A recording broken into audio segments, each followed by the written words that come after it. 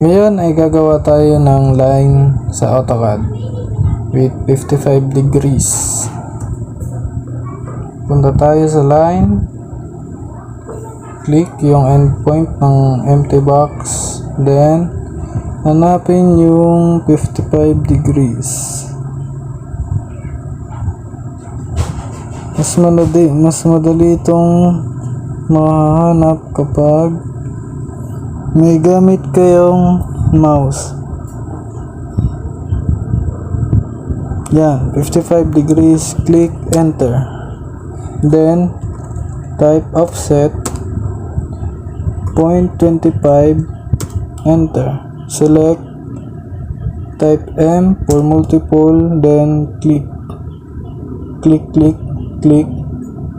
hanggang sa mapuno yung box. Then yan, sa kabila naman click lang, same process, click hanggang sa mapuno yung box, then enter.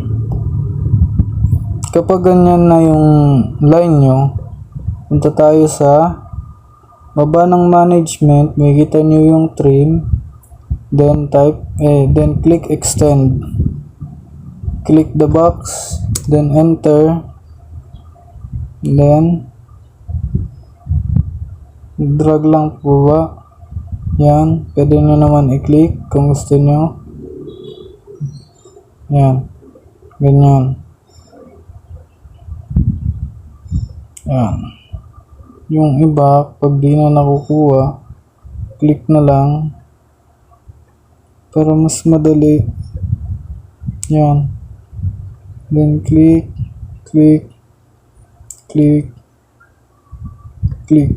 Yan. Ito pa pala, isa. Yan.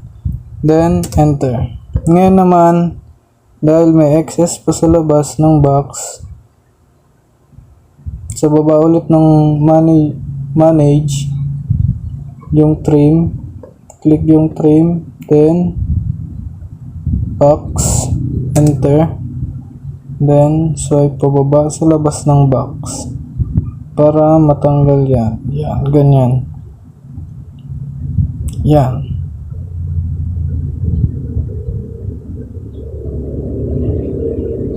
If ever man na may sumobra, katulad niyan, maliit na yan, ganyan lang.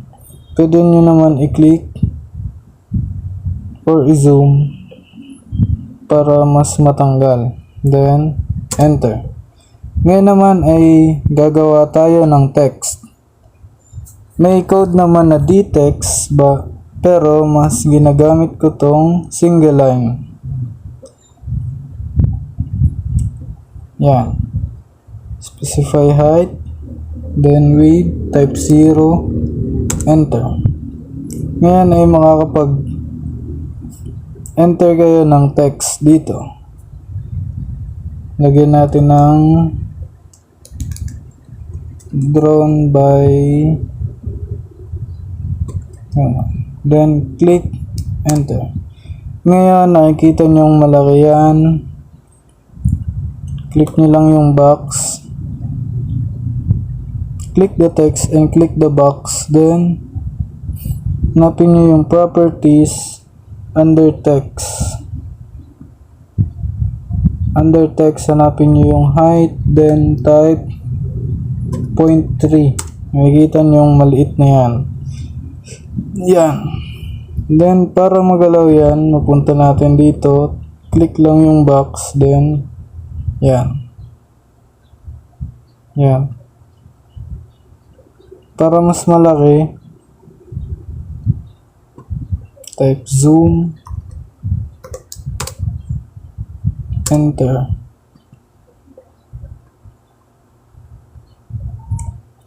Pag sa mouse kayo, yung scroll down ng mouse, hold nyo lang para madrag nyo, tulad nyan.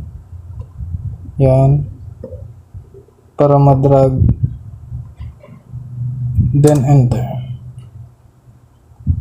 Click ulit yung text, click yung box, then yan.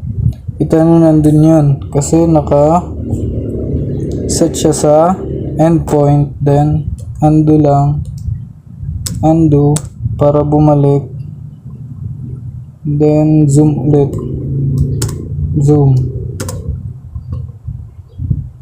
para mas malaki. Yan, then enter,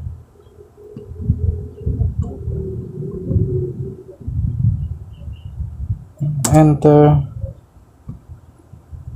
same process, click yung box para madrag, then yan, then skip. Ngayon naman ay gagawa tayo ng pangalan.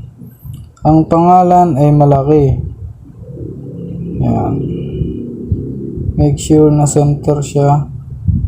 Yan, then 0, enter.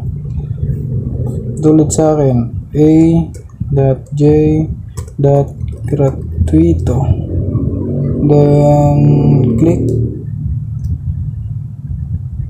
enter, then click yung text, same process, right click, then under properties, text,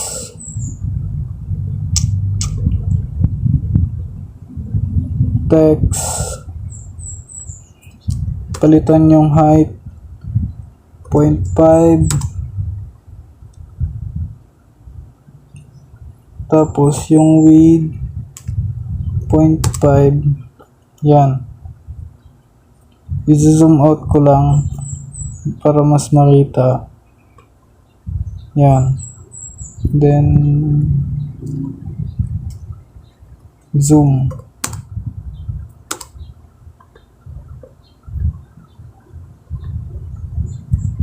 enter, drag,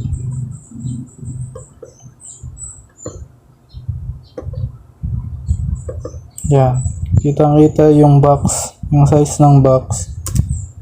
Then click nyo lang ulit, then drag, make sure na walang green na nagbababa tapos nag-end point para maiwasan yung pagka-lipat ng location ng text.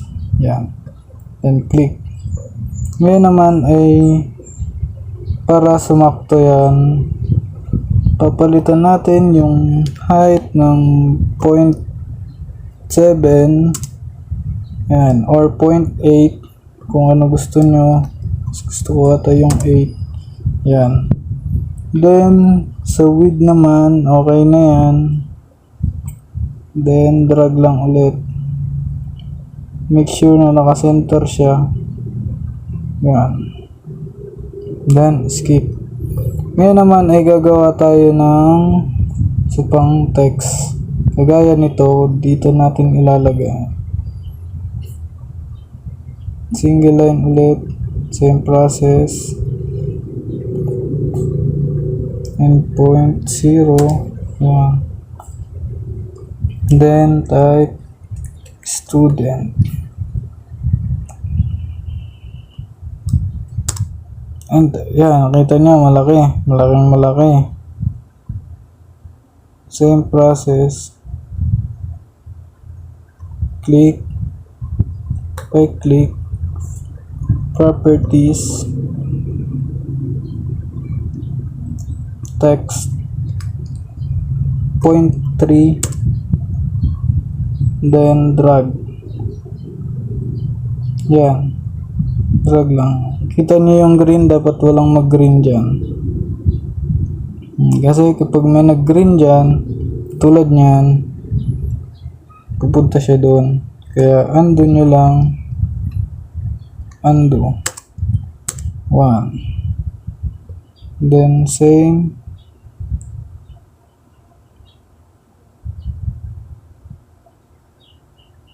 and make sure na naka-center, then skip.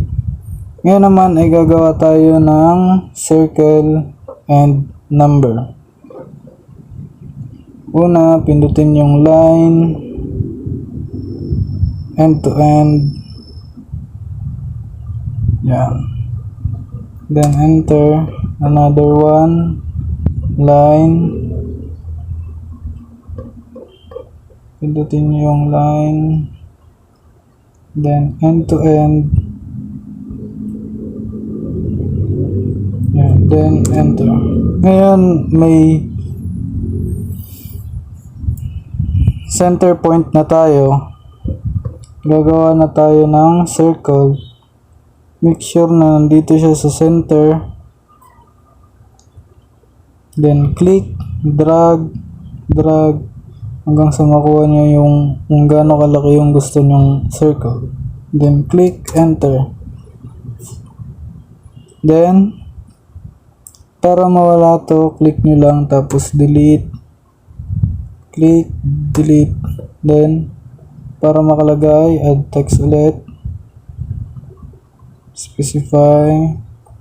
Yan, then 0. 0. Then type 1. Enter. Click, enter. Then drag the number sign. Make sure na maka-center siya. Yan.